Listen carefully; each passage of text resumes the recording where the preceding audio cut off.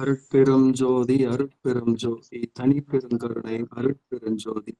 எல்லா உயிர்களும் இன்புற்று வாழ்க. கொல்லா விரதம் குவளையமெல்லாம் ஒங்குக, வள்ளல் மலரடி வாழ்க வாழ்க. நல்லோர் நினைத்த நலம் பெறுக, நன்று நினைத்த எல்லோரும் வாழ்க இசைந்து. திரு நினைத்து நல்ல அருளோடும் அன்போடும் சிறப்போடும் செழித்து ஒங்க, ஒரு நினைத்து இவன் மகிழ்வோடு வாழ்வுற உவந்து நின் அருள் செய்வாய். இரு நிலத்தவர் இன்புற திருவருள் இயல் வடிவோடு மன்றில் குரு நிலைத்த சத்குரு என்னும் இறைவனின் குறைகளல் பதம் போற்றி.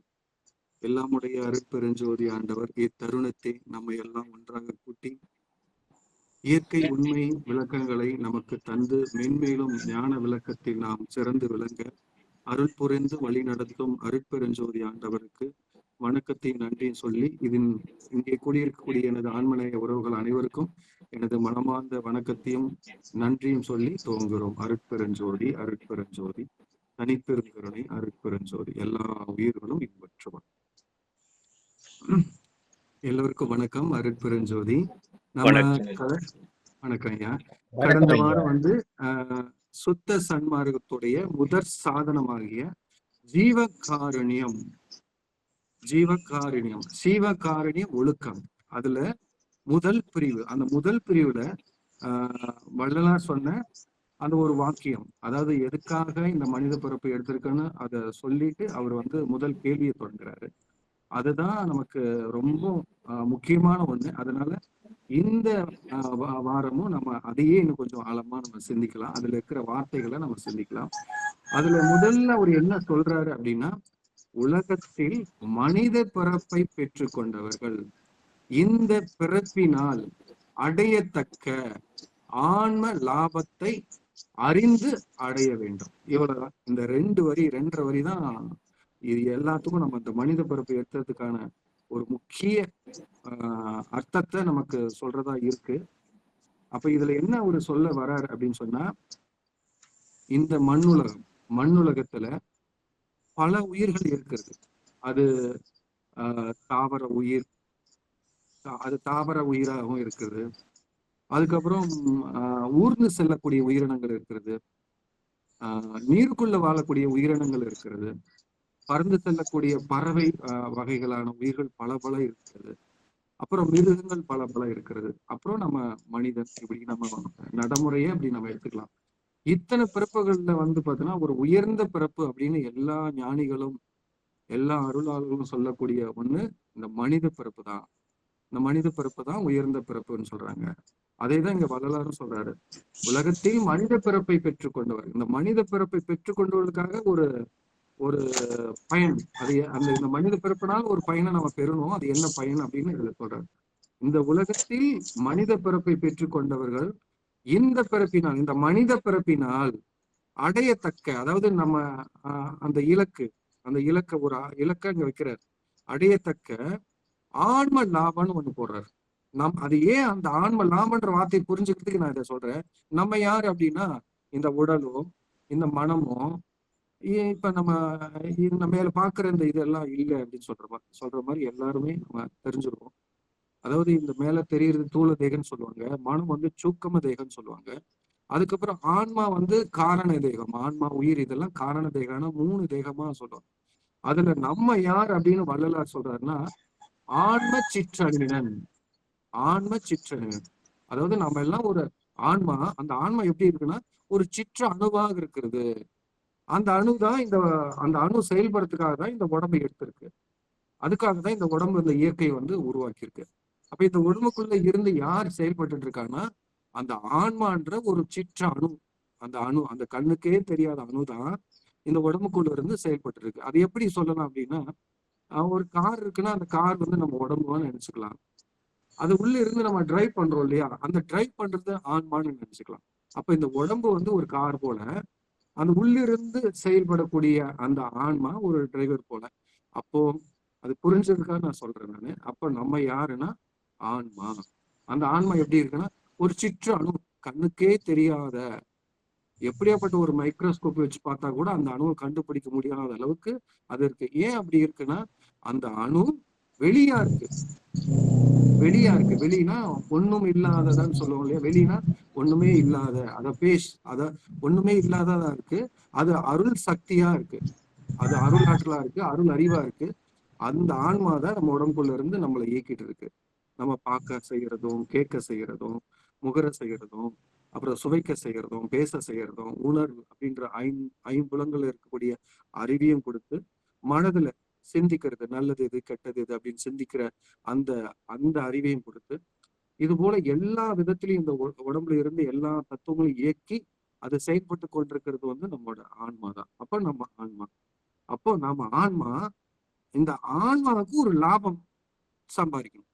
அது எந்த பிறப்புல சம்பாதிக்கணும்னா, ஆன்மானா நம்ம மட்டும் ஆன்மா இல்ல, இந்த உலகத்துல இருக்கிற யானை தொடங்கி எறும்பு வரைக்கும் இருக்கிற எல்லா உயிருக்குள்ளேயும் இருக்கிற அந்த பொருள், ஆதி பொருள், அது ஆன்மா தான்.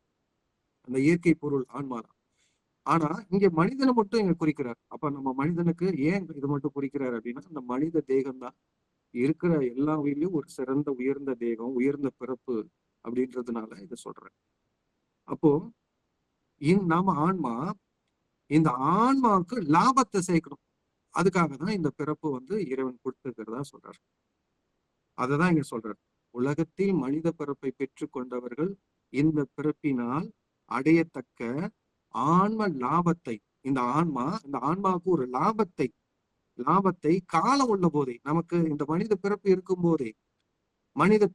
போதே இது எது உண்மை எது பொய் அப்படின்னு இந்த எல்லாத்தையும் சிந்தித்து நம்ம தெரிந்து கொள்ளக்கூடிய அந்த அறிவு, அந்த நம்ம கொடுத்த மன அறிவு, அந்த மன அறிவை கொண்டு இந்த ஆன்மாவுக்கு என்ன லாபத்தை நம்ம சேர்க்க முடியும் அப்படின்னு இந்த காலம் நமக்கு இந்த உடம்புல உயிர் இருக்கும் போதே, இந்த பிறப்பு இருக்கும் போதே இந்த காலத்தை பயன்படுத்தி அது என்ன ஆன்ம லாபம்னா என்னன்னு முதல்ல அறிந்து சொல்றது. ஆன்ம லாபம்னா என்ன அப்படின்னு அதை தெரிஞ்சு அந்த ஆன்ம லாபத்தை நம்ம அடைய வேண்டும். அப்படின்னா அந்த ஆன்ம லாபத்தோட பலனை பெறணும் அப்படி சொல்றாரு. அப்போ இந்த மனித பிறப்பினால அடையத்தக்க ஒரு பயன், ஒரு புரோஜனம் அப்படின்னு சொன்னா அது ஆன்ம லாபம். இந்த ஆன்மாவுக்கு நம்ம லாபத்தை சேர்க்கணும். அந்த லாபம் என்னன்னு நம்ம அடுத்தடுத்து நம்ம இன்னும் கொஞ்சம் விரிவா பார்ப்போம் நாம. அப்போ அந்த ஆன்ம லாபம் தான் இந்த மனித பிறப்புக்கு நம்ம சேர்க்க வேண்டிய ஒரு முக்கியமான ஒரு விடயமா இருக்கு, செயலா இருக்கு. அப்ப அந்த ஆன்ம லாபத்தை பெறுவதற்கு தான் அவரு இந்த ஜீவகாணி ஒழுக்கத்துல அடுத்தடுத்த கேள்விகள்ல நிறைய நமக்கு கேள்வி பதிலாக சொல்லிட்டு வர்றாரு.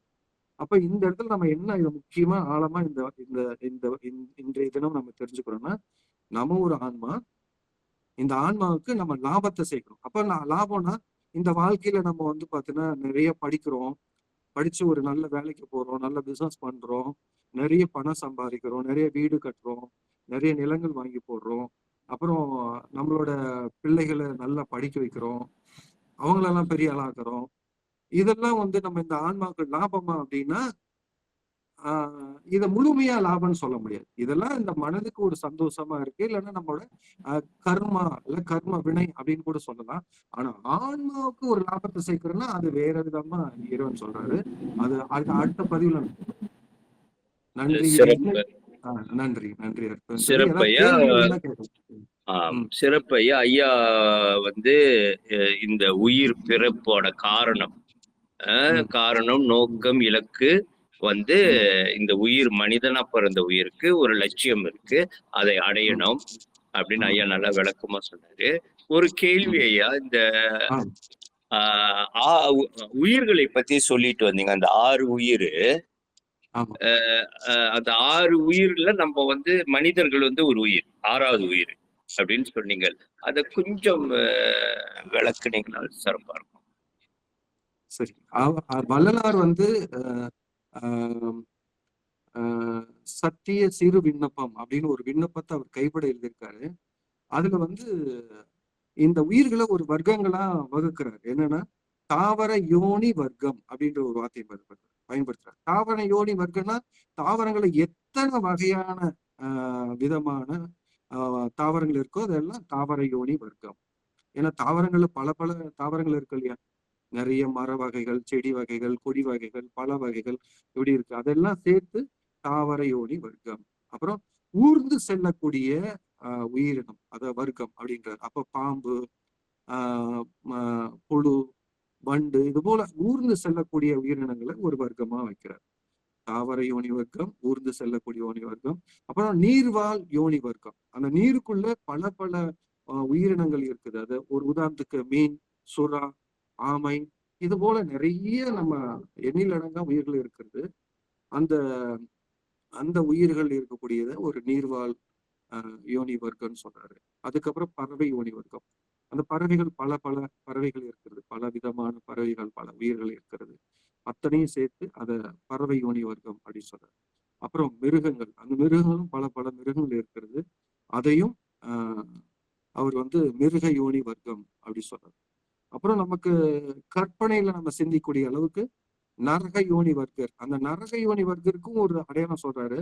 காட்டகத்தார் களவு செய்வார் அப்படின்னு ஒரு வார்த்தையை போறார். அப்படின்னா ஆஹ் எந்த வசதியும் இல்லாம ஒரு காட்டுக்குள்ள அவங்க அந்த மிருகங்களை வேட்டையாடி சாப்பிடுற மாதிரி அந்த மாதிரி சூழ்நிலையில இருக்கக்கூடிய அவங்களெல்லாம் காட்டகத்தார் அப்படி சொல்றாரு. அதுக்கப்புறம் களவு செய்வார் அப்படின்னா இந்த பிறப்பு, இந்த மனித பிறப்பு எடுத்துக்கொண்டு நம்ம மேன்மையா மேன்மையா எல்லோரும் நம்மளை பாத்தீங்கன்னா இந்த அறிவை பயன்படுத்தி நம்ம மேல்மேலும் நம்ம ஒரு தயவா கருணையானவனா வாழ்றதுக்கான ஒரு வாய்ப்பு இருந்தும் அப்படி இல்லாம ஒரு களவு செய்வார்னா பிற உயிருக்கு துன்பம் கொடுக்கறது, கொள்ளையடிக்கிறது, திருடுறது, கொலை செய்யறது இந்த மாதிரி இருக்கவங்கள அவங்க நரக யோனி வர்க்கர் அப்படின்னு சொல்றாரு. அப்புறம் தேவ யோனி வர்க்கர் அப்படின்னு சொல்றாரு. அதையும் சொல்றாரு. அதுக்கப்புறம் மனித வர்க்கம் அப்படின்னு சொல்றாரு. கடைசியா சொல்றது அந்த மனித யோனி வர்க்கம் அப்படிங்கிறார். அப்ப இந்த கடைசியான அந்த மனித பிறப்பே எதுக்கு எடுத்தோம் அப்படின்னு சொன்னா இந்த ஆன்மாவுக்கு லாபத்தை சேர்க்கறதுக்கு தான். இந்த மனிதனுக்கு கீழே இருக்கக்கூடிய மனித தேகத்துக்கு கீழே இருக்கக்கூடிய மற்ற உயிரினங்களுக்கு இந்த வாய்ப்பு இல்லை. ஆனா கடைசியா எடுத்துக்கொண்ட இந்த மனித பிறப்புல உடையவங்களுக்கு தான் இந்த ஆன்ம லாபத்தை சேர்க்கறதுக்கு, இந்த ஆன்மாவுக்கு லாபத்தை சேர்க்கறதுக்கு அந்த பிறப்புல ஒரு வாய்ப்பு இருக்கு. அந்த வாய்ப்பை நம்ம தவறவிடக்கூடாது. அந்த பிறப்பே அதுக்காக தான் கொடுக்கப்பட்டதுன்னு சொல்றாரு. இந்த மனித பிறப்பே அந்த ஆன்ம லாபத்தை சம்பாதிக்கிறதுக்கு தான் கொடுக்கப்பட்டது. அதனால இந்த காலம், இந்த மனித பிறப்புன்ற இந்த காலம், இந்த நேரம் இருக்கும்போதே நம்ம அந்த ஆன்ம லாபம் என்னன்னு அறிந்து அதை அடைய வேண்டும்னு சொல்றாங்க. அதனால இந்த உயிரினங்கள் இத்தனை இருக்கிறது. இந்த உயிரினங்கள்ல மனிதனுக்கு மட்டும்தான் இந்த அந்த கருணம் அப்படின்னு சொல்லக்கூடிய அந்த கருணம் அப்படின்னா மனம், புத்தி, சித்தம், அகங்காரம் இது நாலும் சேர்த்ததுதான் அந்த கருணம் அப்படின்ற ஒரு வார்த்தையை பயன்படுத்துவாங்க. அதை பொதுவா மன அறிவுன்னு கூட வச்சுக்கலாம். அப்ப இந்த மன அறிவு தான் எது நம்ம செய்யணும், எது செய்யக்கூடாது அப்படின்ற எல்லாத்தையும் சிந்திச்சு நம்மளை அறிவை வளர்த்துக்கிறதுக்கு ஒரு கருவியா அது இருக்கு. சிறப்பையா, சிறப்பு. வேற எதுவும் கேள்விகள்? அப்ப மனிதனால மட்டும்தான் நமக்குள்ள இயற்கையாகவே அந்த தயவு, கருணை, உயிர் இறக்கன்னு இருக்கு. இப்ப சாதாரணமா யாருமே அவங்களுக்கு தெரியாது. ஆனா ஒருத்தர் திடீர்னு ரோட்ல நம்ம போயிட்டு இருக்கோம். திடீர்னு அவர் கீழே விழுந்துறாரு அப்படின்னா நம்மள அறியாம ஐயோ பாவம் அப்படின்னு நம்ம ஓடி போய் அவங்க தூக்குவோம். அது இயற்கையாவே அந்த உள்ள இருந்து அந்த தயவு, கருணை வந்துடுது. அது நம்ம இயற்கையாவே இருக்கு. அந்த இயற்கையான அந்த கருணைய வளர்க்கறதுக்கு தான் இந்த பிறப்புன்றாரு. ஏன் அப்படின்னா நம்ம இறைவன் சொல்றோம்ல, இறைவனை பல பேரில் நம்ம சொல்றோம். சிவம் சொல்றோம், இயற்கை உண்மைன்னு சொல்றோம். இது மாதிரி அந்த உலகத்துல பல பேர் சொல்றோம். அப்ப அந்த இறைவன் எப்படி இருக்காருன்னா அந்த கருணையும் இறைவனும் வேற இல்லைன்னு வள்ளலார் சொல்றார். கருணையும் சிவமும் பொருளென காணும் காட்சியே பெருக. அப்ப நமக்குள்ள இந்த கருணை இருக்கு. அந்த கருணையை வளர்க்கறதுக்கு தான் இந்த பிறப்பு அப்படின்னும் இந்த மனிதனுக்கான ஒரு சிறப்பை அங்க வெளிப்படுத்துறாரு.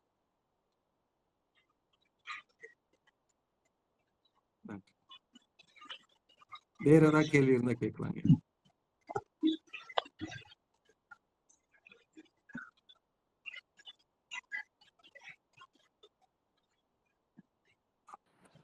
ஐயா முருகன், நீங்க கேட்கலையா? கொஞ்சம் கிட்ட வச்சு கேளுங்க. சொல்லுங்க, பேசுங்க. மைக் கிட்ட வச்சு பேசுங்க. ஓ, யாரு என்னைய சொல்றீங்களா ஐயா? ஆமா, அந்த சத்தம் பிளிக்க பண்ணிச்சு. எதுவும் கேள்வி இருக்கா ஐயா? மைக் ஆன் பண்ண. கேள்வி இல்லைங்க, கேள்வி இல்ல.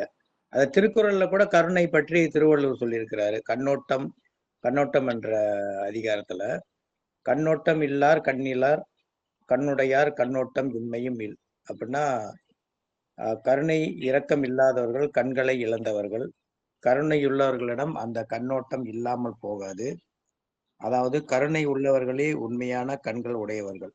மேலும் கருணையுடன் செயல்படுபவர்களுக்கே இந்த உலகம் உரிமையானது என்றும் வள்ளுவர் கூறுகிறார். இது சிறப்பு சிறப்பு நம்ம வள்ளலாருடைய அந்த விளக்கத்துக்கு பொருந்துகிறது. சிறப்பு ஐயா. சிறப்பு ரொம்ப சிறப்பு. சிறப்பு. அதாவது ஐயா, இப்ப அவரு துரைமுருகன் சொன்ன பார்வையை நான் போன 2வது அமர்வுல அதை பத்தி பேசணும். இறைவன் இயற்கை உண்மை, மனிதன் என்ற ஆன்மா அந்த இயற்கை உண்மை அறிவு அருளாளவும் சுயரூபமா இருக்கு, ஞானத்தாலையும் அருளாலையும். அதை பயணிக்கிறதுக்கு நம்மளுக்கு கொடுக்கிற பயணிப்பு ஆயுதம் சொல்லக்கூடாது, பயணிப்பு கருணை. அவதானையா 3 விடயம் தான். மனிதனா இருந்து இயற்கை உண்மையை முழுமையா பெறறதுக்கு கருணையை பயணிங்க, பாவிச்சுக்குங்க. அந்த கருணையை எப்படி வளர்க்குறீங்களோ அதுக்கு ஏற்ப உங்களோட ஆன்ம லாபம் வளரும். சொல்லலாமாய்யா? ஓகேங்க, சிறப்பு. இதனோட அடிப்படையில தான் இந்த ஜீவகாணி ஒழுக்கன்றது அடுத்தடுத்த கேள்வியே நமக்கு வந்துட்டு இருக்கு. அடுத்தடுத்த கேள்விக்கு போகும்போது இதை பத்தி நம்ம விரிவா நம்ம பேச முடியும். சரி, கேள்விகள் இன்னொன்னும் அதான் உயிருக்கு ஊதியம் என்றால் என்னன்னு நீங்க சொன்னீங்களா, ஆன்ம லாபம் சொன்னீங்களா? அப்ப நானு திருக்குறள்ல திருவள்ளுவர் உயிருக்கு ஊதியம் என்ற ஒரு இது படிச்சுதான் ஞாபகம். அதை தேடி பார்க்கும்போது திருவள்ளுவர் உயிருக்கு ஊதியம் என்ற என்ன என்றால், ஏன்னா நம்ம மனித பிறப்போட அவர் முடிச்சுக்கிட்டாரு, அது பல உயிர்களுக்கு அவர் கொண்டு போல. அதாவது அவர் என்னன்னா, ஈதல் இசைப்பட வாழ்தல், வறியவருக்கு ஒன்று ஈந்து, அது ஈகை என்பது ஒரு கருணையின் அடிப்படையில் தான் வருவது பாருங்க. ஆமா ஆமா. ஆனா இப்ப இது வள்ளலார் அவரு அது விரிவாக்கி எல்லா உயிர்களுக்கும் மற்ற உயிர்களுக்கும் அந்த கருணையோடு இறக்கப்பட்டு அதனுடைய வாழ்வுக்கு துன்பம் செய்யாமல், அப்ப அதுலதான் அந்த புலால் மறுத்தலும் வருது பாருங்க. ஆமா. இப்ப பொதுவா வள்ளலார் ஒரு வார்த்தையை பயன்படுத்துறாரு, அது சுத்த சன்மார்க்கத்துக்கு ஒரு லட்சியம், இலக்காக வச்சிருக்கிறார். என்ன அப்படின்னா, அதாவது ஆன்ம லாபம், ஆன்ம லாபத்தை எப்படி பெற முடியும், எந்த இடத்துக்கு வந்தா பெற முடியும் அப்படின்றத ஒரு அளவு போல வச்சிருக்காரு. என்னன்னா, ஆன்ம நேய ஒருமைப்பாட்டு உரிமை. அந்த வார்த்தையை கவனிங்க, ஆன்ம நேய ஒருமைப்பாட்டு உரிமை. அப்படின்னா இந்த மனித நேயம் மட்டும் இல்ல, அதையும் கடந்து இந்த உடம்ப கடந்து உள்ள இருக்கிற அந்த உயிரையும் ஆன்மாவையும் நம்ம பார்த்து, இந்த உலகத்துல இருக்கிற எல்லா உயிர்களுமே ஆன்மாதான் அப்படின்ற அந்த ஆன்ம நேயத்தை வளர்க்கறது தான் இந்த சுத்த சன்மார்க்கத்துக்கு ஒரு இலக்காக இருக்கு. அப்ப அந்த ஆன்ம நேயம், அந்த ஆன்ம நேய ஒருமைப்பாடு அப்படின்னா, இந்த உலகத்துல இருக்கிற எல்லா உயிரும் ஒண்ணுதான் அப்படின்றது உணர்றதான் இந்த சுத்த சன்மார்க்கத்துல ஒரு சாதனம். சாதனம்னா ஒரு பயிற்சியாவே இருக்கிறது. அதனாலதான் காலத்தை வீண் செய்யாம, அவர் சொல்லக்கூடிய அந்த வார்த்தை பாருங்க, காலத்தை வீண் செய்யாம இங்க இருக்கக்கூடிய எல்லா உயிர்களையும் தன் உயிர் போல் பார்க்கும் உணர்வை வளர்த்து கொள்ள வேண்டும், வருவித்துக் கொள்ள வேண்டும். அந்த உணர்வு வந்தவன் எவனோ அவனே இறந்தவரை எழுப்புகின்ற வல்லபம் படைத்தவன் ஆவான், அவனே ஆண்டவனும் ஆவான் அப்படின்ற ஒரு வார்த்தைய இங்க உரைநடையில பதிவு பண்றாரு, உரைநடையில பதிவு பண்றாரு. அதனால இப்ப இந்த சுத்த சன்மார்க்கு ஒரு சாதனம் இருக்கு அப்படின்னா, பல மார்க்கங்கள்ல ஒரு தியானம் அது ஒரு சாதனமா இருக்கலாம், சில சம்பிரதாய முறைகள் அது சாதனமா இருக்கலாம்.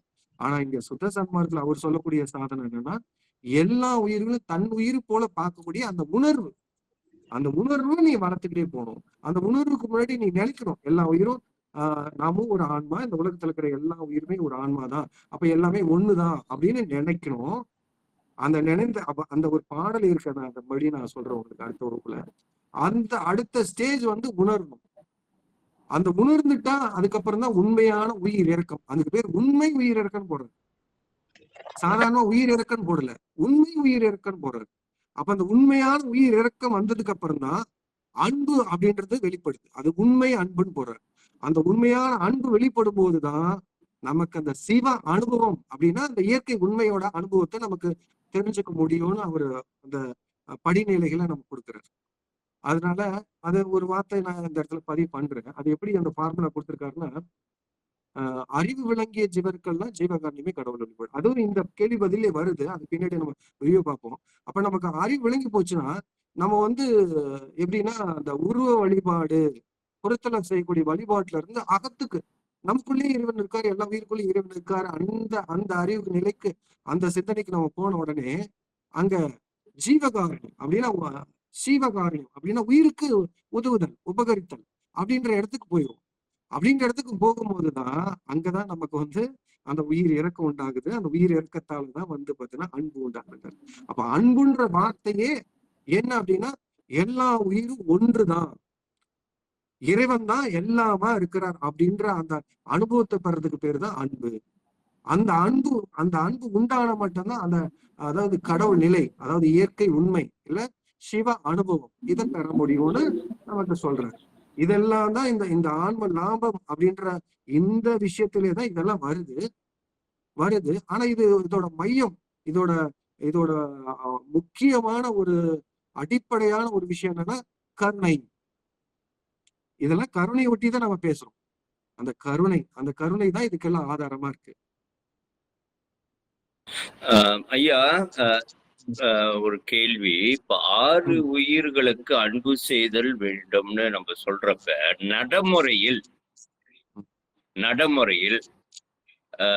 வந்து நம்ம வாழ்ற இந்த இந்த அன்றாட வாழ்க்கையில வந்து பூச்சி கொசு அது இதெல்லாம் இருக்கு. அப்ப வந்து இதெல்லாம் தவிர்த்து இருந்தால்தான் நம்மளால வாழ முடிகிற ஒரு சூழ்நிலை இருக்கிற போல் தெரியுது. இதை பத்தி கொஞ்சம் கருத்து சொல்லுங்க. ஐயா, நீங்க கேட்கிற கேள்வி எனக்கு எப்படி நான் புரிஞ்சுக்கிறேன்னா, இப்போ நம்ம வாழக்கூடிய சூழ்நிலையில நிறைய இப்ப கொசு இருக்கு, எறும்பு இருக்கு, இப்ப கரப்பாம்பூச்சி இருக்கு, இந்த மாதிரி இருக்கு. இதெல்லாம் நம்ம இயல்பாவே அதை வந்து அடிக்கக்கூடிய சூழ்நிலை இயல்பாவே இருக்கு. அதை கொல்லக்கூடிய சூழ்நிலை. ஒரு கொசு உட்காருது, டக்குன்னு இப்படி கையில் அடிக்கிறோம், அது இறந்து போகுது. இப்படி இயல்பாவே இருக்கு. அப்படி இயல்பா இருக்கும்போது, நடைமுறையில இப்படி இருக்கும்போது எப்படி 6 உயிருக்கு எல்லாம் நான் அன்பு செய்யறது, எந்த உயிரையும் நான் எப்படி கொல்லாம இருக்கிறது, எல்லா உயிர் மேலேயும் நான் எப்படி தயவு அன்பு கருணை காட்டுறது அப்படின்ற கேள்வியாதான் நான் எடுத்துக்கிறேங்க. அப்ப இதுல என்னோட புரிதல் என்ன அப்படின்னா, ஐயா அந்த உயிர்கள் அப்படின்னு நம்ம சொல்றோம்ல, அந்த உயிர்கள் அதோட அதோட மூலம் அப்படின்னு பார்த்தா அது ஒரு ஒரு அணு. அது என்ன அணுன்னா ஆன்ம அணு. அப்ப ஆன்மாவா அணுவா இருக்கும்போது அதுக்கு கண்ணுக்கு தெரியாத ஒரு சூக்கும தேகத்துல இருக்கு, கண்ணுக்கு தெரியாத ஒண்ணுல இருக்கு. அது எப்ப வந்து உயிர் அந்த உடம்பு உயிர் எடுக்குதோ அப்ப நமக்கு கண்ணுக்கு தெரியிற ஒரு உயிரா மாறுது. அப்ப தூள தேகம் சூக்கும தேகம். அப்ப சூக்குமத்துல இருக்கிறது ஆன்மா, தூளமா இருக்கிறது வந்து பாத்தீங்கன்னா அது உயிர் எடுத்த ஒரு உடம்பு அப்படி இருக்கு. அப்ப ஒரு உயிரை நம்ம கொள்றோம் அப்படின்னா அது அழிஞ்சு போகிறது கிடையாது. ஆனா அது என்ன ஆகுதுன்னா தூளமா இருக்கிறது சூக்கமா மடியும் அந்த அணு வடிவத்துல மாறுது. நம்ம கண்ணுக்கு தெரியாத அணு வடிவத்துல மாறுது. மடியும் அது தோன்றதான் போகுது. எதுவுமே இங்க அழிக்கவே முடியாது. எல்லாமே இருக்கிறதே மடியும் அது பிறப்படுத்திக்கிட்டு வருது. இப்படிதான் இங்க நடக்குது. இதெல்லாம் அடிப்படையா இருக்கு.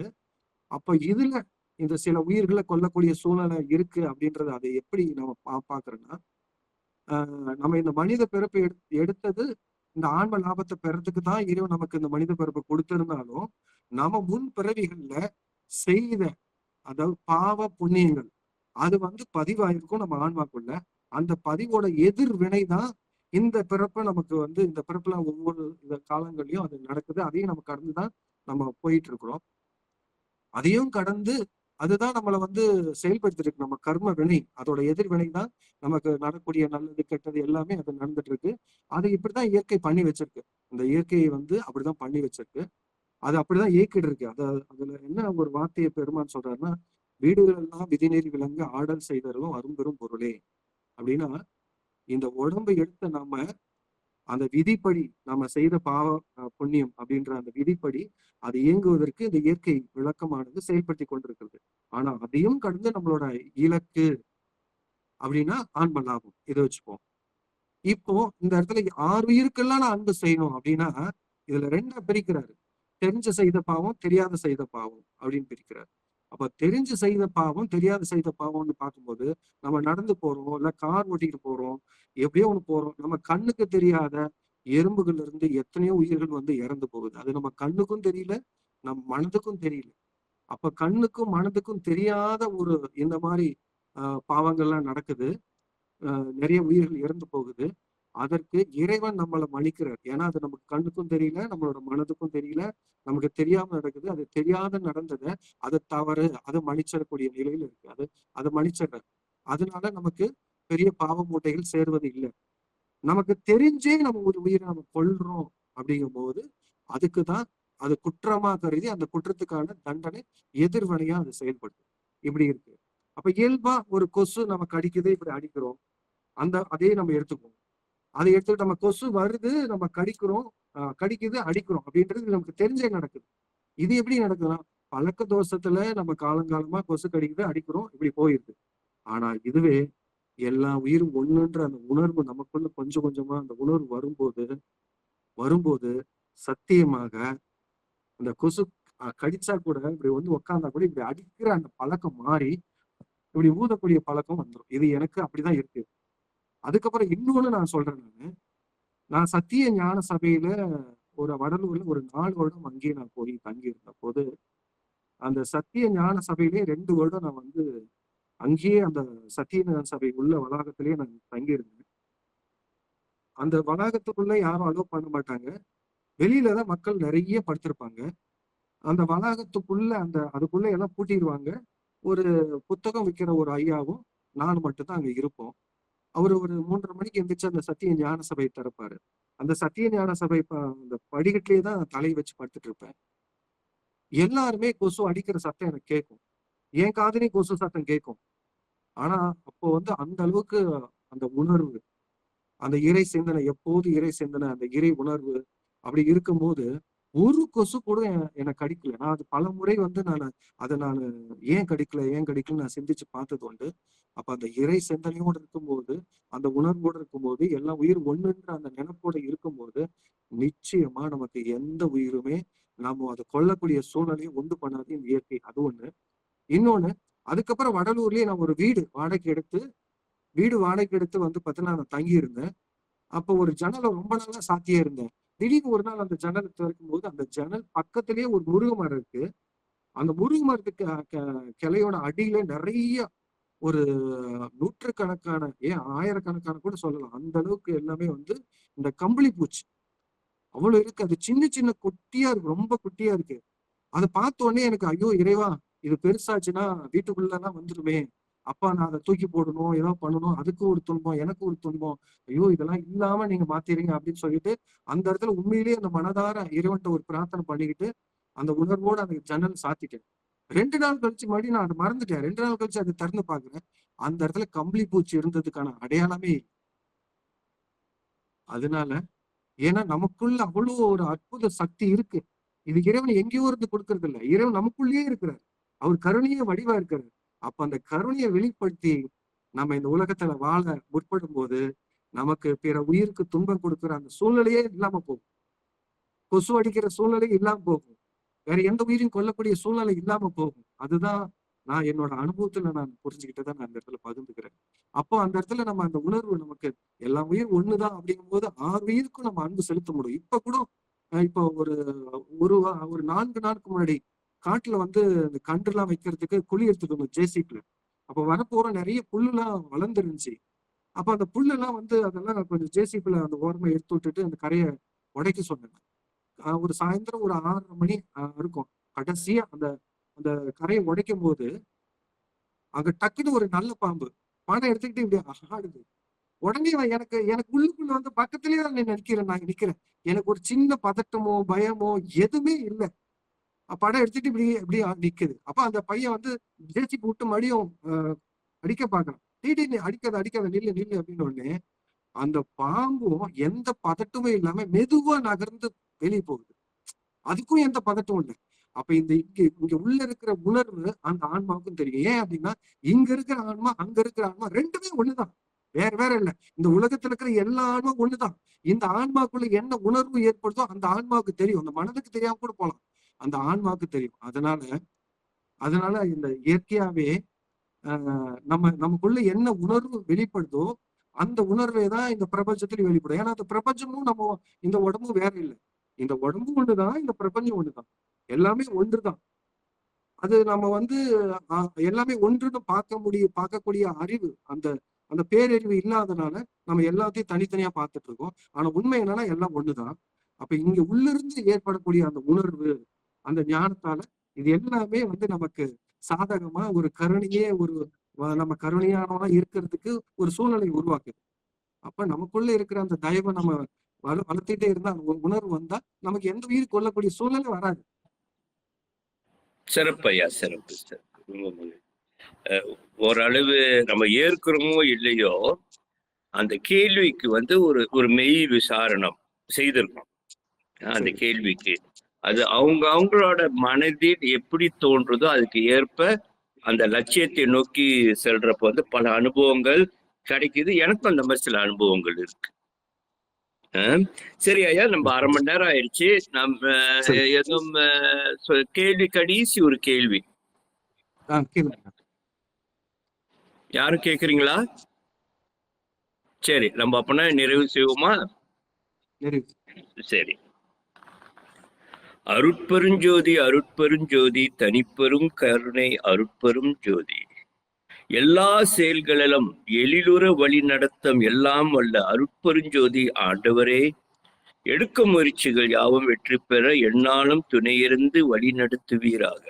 எல்லாம் கைகூடும் என் ஆணை அம்பலத்தே, எல்லாம் வல்லான் தனியே ஏற்று. அருட்பெருஞ்சோதி.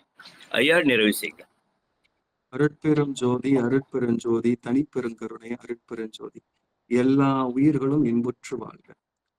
எல்லாமுடைய அருட்பெருஞ்சோதி அற்புத கடவுள் இந்த தருணத்தில் நாம் அனைவரையும் ஒன்றாக கூட்டி நமக்குள் இருக்கக்கூடிய தயவை, கருணையை விருத்தி செய்து கொள்வதற்கு, வளர்த்துக் கொள்வதற்கு நமக்குள் இருந்து செயல்பட்ட எல்லா வல்ல அருட்பெருஞ்சோதி இயற்கை உண்மை கடவுளுக்கு கொடான கோடி நன்றி சொல்லி, இங்கே கூடியுள்ள எனது ஆண்மனைய உறவுகள் அனைவருக்கும் எனது மனமார்ந்த நன்றியை சொல்லி, வாழ்த்துக்களை சொல்லி, இந்த மண்ணுலகத்திலே உயர்ந்த பிறப்பான மனித பிறப்பை பெற்றுக்கொண்ட நாம் அனைவரும் எல்லா உயிர்களையும் தன் உயிர் போல் நினைக்கக்கூடிய, பார்க்கக்கூடிய, உணரக்கூடிய ஆன்ம அனுபவத்தை பெற்று நம்மை ஆண்டு கொண்டிருக்கின்ற அருட்பெருஞ்சோதி இயற்கை உண்மை கடவுள் மீது உண்மை அன்பு செலுத்தக்கூடிய உத்தமர்களாக பேரின்ப சித்தி பெருவாழ்வில் வாழும் பொருட்டு வழி நடத்த வேண்டும் என்று இந்த இடத்துல விண்ணப்பம் செய்து நிறைவு செய்கிறோம். நன்றி, வணக்கம். அருட்பெருஞ்சோதி எல்லா உயிர்களும் இன்பற்றுவார்.